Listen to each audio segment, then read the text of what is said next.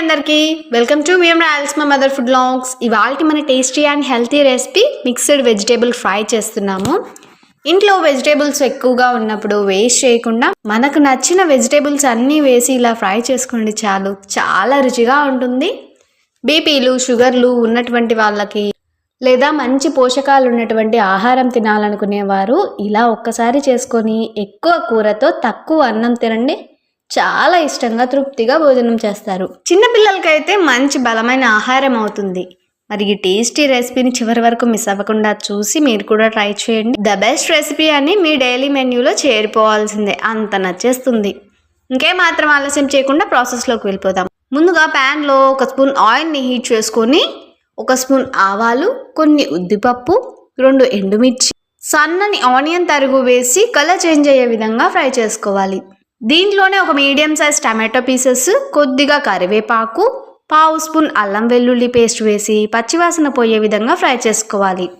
ఇలా వీటన్నిటిని ఇలా మంచి కలర్లోకి చేంజ్ అయ్యే విధంగా ఫ్రై చేసేసుకొని ఇంకా ఇప్పుడు సన్నని beans pieces, carrot pieces, aloo pieces, ముందుగా నానబెట్టి బాయిల్ చేసుకున్నటువంటి బఠానీ వేసి వీటన్నిటిని మిక్స్ చేస్తూ కాస్త ఫ్రై చేసేసుకొని దీంట్లోనే 1 స్పూన్ కారం, 1/2 స్పూన్ ధనియాల పొడి, 1/2 స్పూన్ గరం మసాలా, 1/2 స్పూన్ పసుపు, రుచికి సరిపడా సాల్ట్ వేసి ఉప్పు కారం వెజెస్కి బాగా పట్టే విధంగా మిక్స్ చేస్తూ ఫ్రై చేసుకోవాలి.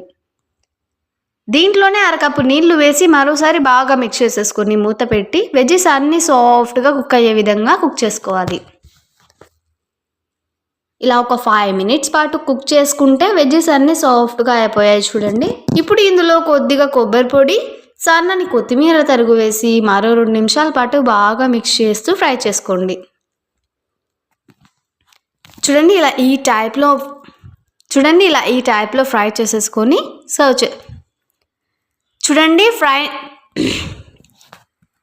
చూడండి వెజ్జెస్ అన్నిటినీ ఇలా ఈ టైప్లో ఫ్రై చేసేసుకొని సర్వ్ చేసుకోవడమే. వేడివేడిగా రైస్, రోటీస్, నాన్స్ ఇలా ఎందులోకైనా అద్భుతంగా ఉంటాయి. చూడండి ఇలా ఈ టైప్లో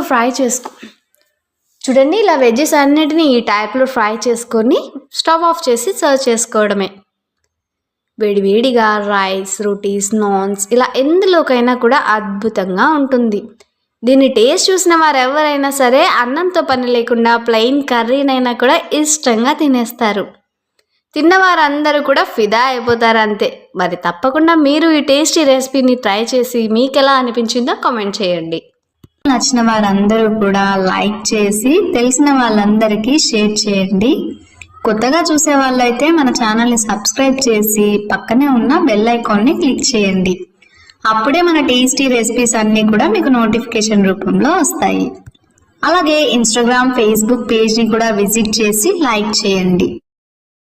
అలాగే మనం రీసెంట్గా స్టార్ట్ చేసిన విఎం డిజైన్స్ అండ్ క్రాఫ్ట్స్ ఛానల్ని కూడా ఈ ఛానల్ని సపోర్ట్ చేసినట్లే సబ్స్క్రైబ్ చేసి లైక్ చేసి మమ్మల్ని ముందుకు నడిపిస్తారని ఆశిస్తున్నాము.